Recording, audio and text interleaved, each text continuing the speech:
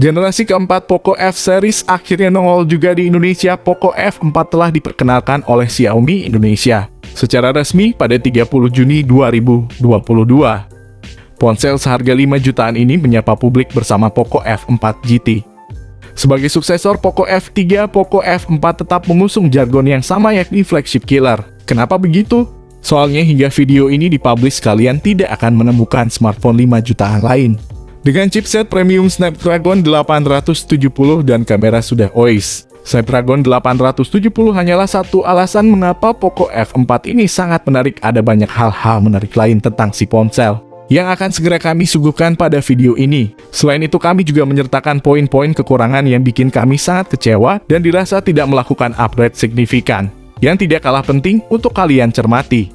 Maka dari itu, simak video ini kelebihan dan kekurangan Poco F4 ini sampai habis. Sebelum kalian membeli, mungkin langsung aja simak pembahasannya berikut ini. Yang pertama, punya desain keren dan punya sertifikasi IP rating. Poco F4 melanjutkan jejak Poco F3 sebagai ponsel Poco yang tidak mengabaikan sisi estetika.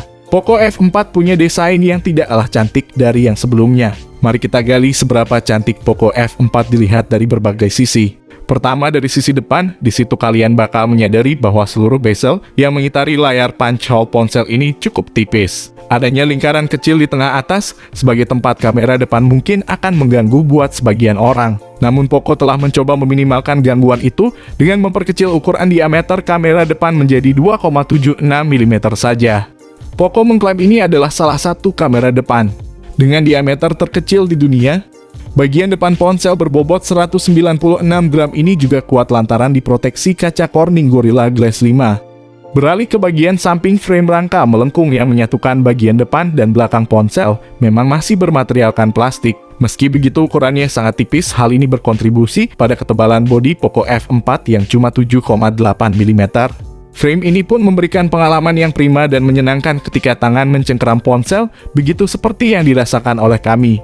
Pada bagian frame ini kalian akan menemukan tombol volume dan power yang menyatu dengan sensor sidik jari di sisi kanan. Kemudian di sisi bawah ada grill speaker, port USB-C, slot 2 nano SIM, dan lubang mikrofon. Di sisi atas kalian bakal menemukan ear blaster dan earpiece yang menyatu dengan speaker kedua. Sorotan utama dari desain cantik Poco F4 sebetulnya di sisi belakang kesan elegan dan simple. Akan terpampang berkat pemilihan material kaca Gorilla Glass 5 tanpa aksen neko-neko. Terutama untuk varian warna hijau yang punya efek reflektif layaknya keramik. Adapun modul kamera belakang ponsel ini sekilas mirip Poco F4 Pro dan berbeda dengan generasi F series sebelumnya. Poco juga tidak tinggalan menjamin ponsel ini tahan debu dan percikan air, soalnya Poco F4 punya sertifikasi IP53.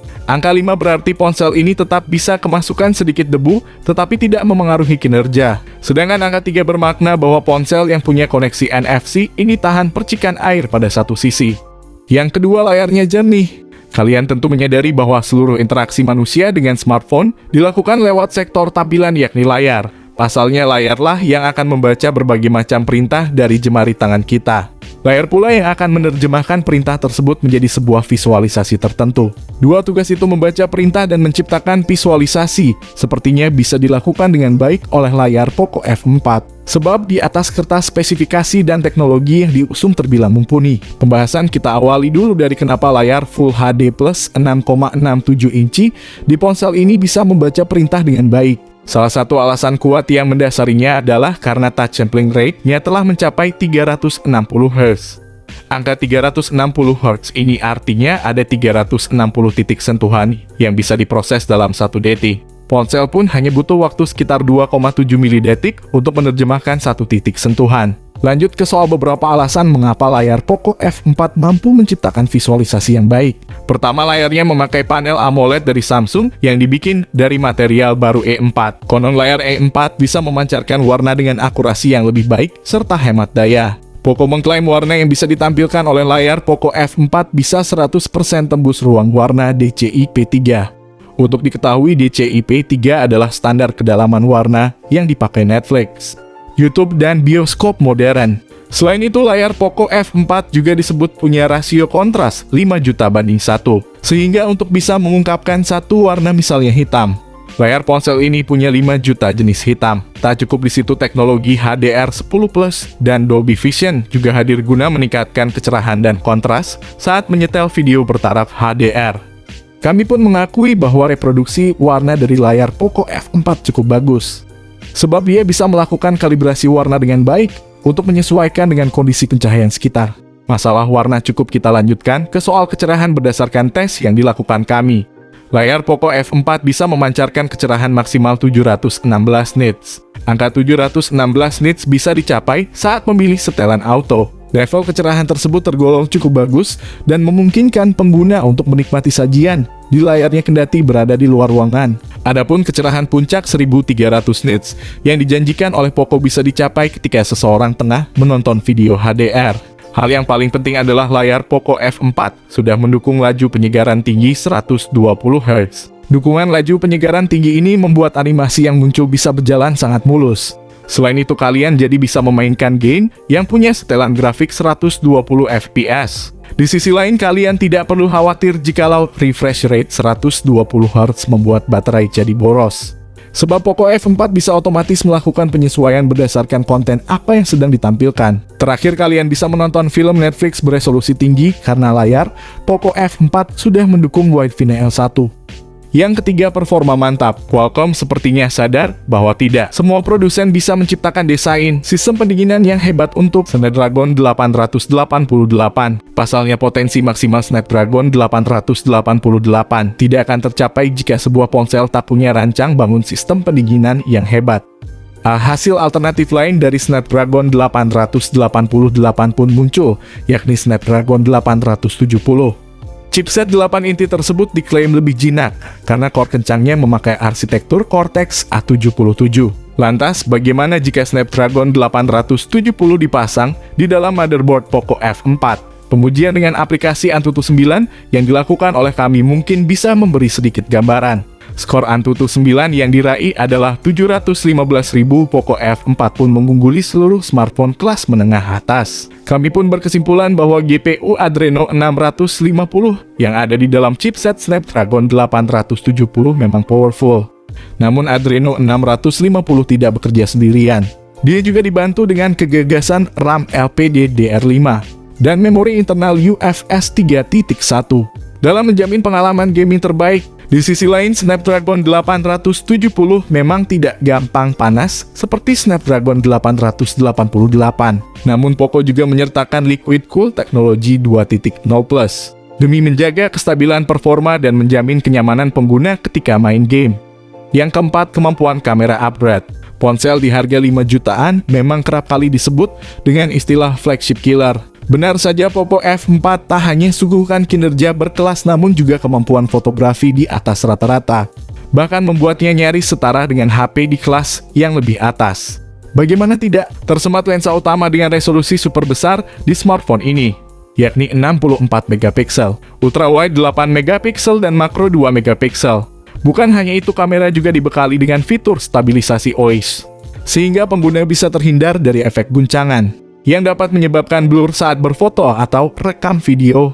Bukan hanya OIS aja, kemampuan video pada HP ini juga didukung dengan gyro-EIS untuk menjaga proses perekaman agar tetap stabil. Pengguna pun disuguhkan dukungan resolusi 4K pada 30 fps. Kekuatan kamera tidak berhenti di situ saja, kalian pun diharapkan dapat memotret dan merekam selfie dengan standar kualitas resolusi 20 megapiksel.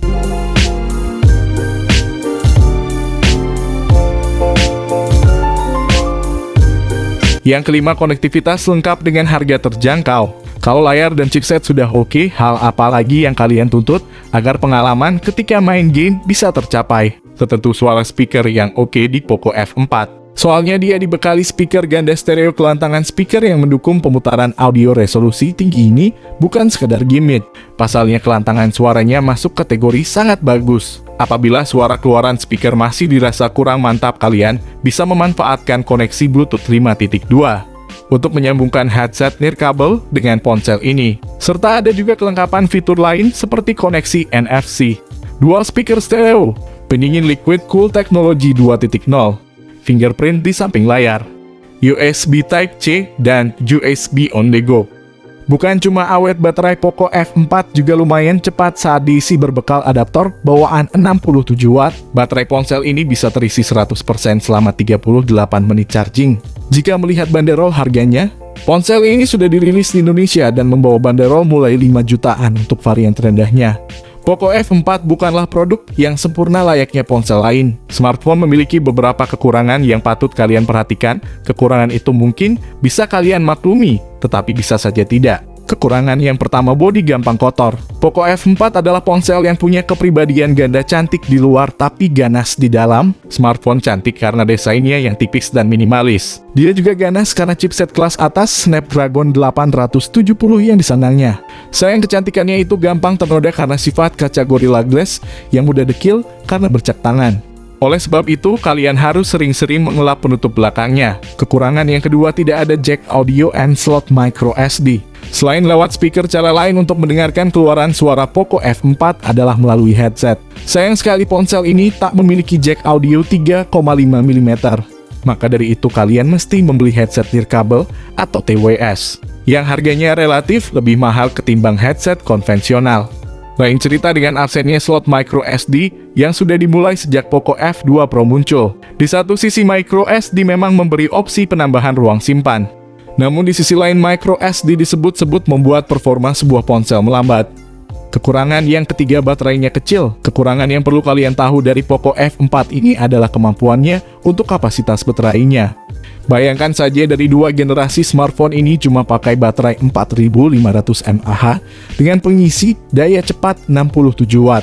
Padahal di series Redmi Note 11 Pro 5G dengan baterai 5000 mAh serta pengisi daya cepat 67 watt, smartphone yang kontroversi tersebut mampu menggendong baterai dengan sangat besar. Kesimpulannya, Poco F4 meneruskan tradisi para pendahulunya sebagai smartphone flagship killer. Label flagship killer bukan sekadar isapan jempol.